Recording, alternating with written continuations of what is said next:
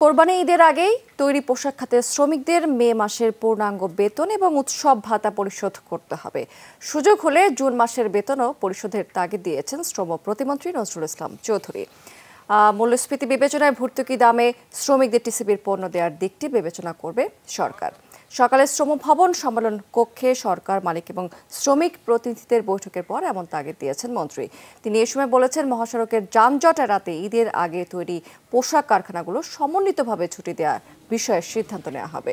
সভায় মূল্যস্ফীতির চাপে কষ্টে থাকা শ্রমিকদের জন্য টিসিবির ফ্যামিলি কার্ডের দাবি তুলে শ্রমিক পক্ষ। বলা হয়েছে, যা বেতন দেওয়া হয় তা দিয়ে সংসার চলে না। একই সঙ্গে শতভাগ কারখানায় ন্যূনতম মজুরি বাস্তবায়নেও তাগিদ দেওয়া হয়। তবে মালিক পক্ষ পোশাকের বাড়তি দাম না পাওয়ার দিকটি সামনে আনে। বৈঠকে বিজিএমএ, বিকেএমএ নেতা সহ শ্রমিক সংগঠনের প্রতিনিধিরা অংশ নিয়েছেন।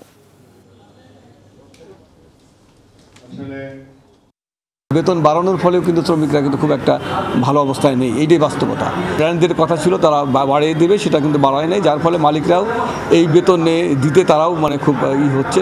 মালিক পক্ষ স্বপ্রণোদিত হয়ে বলে দিয়েছেন পুরো মাসের বেতন যদিও মাস শেষ হবে না, এরপরও পুরো মাসের বেতন দিয়ে দেবেন এবং বোনাস দিয়ে দেবেন এবং কোনো শ্রমিক ছাঁটাই করবেন না।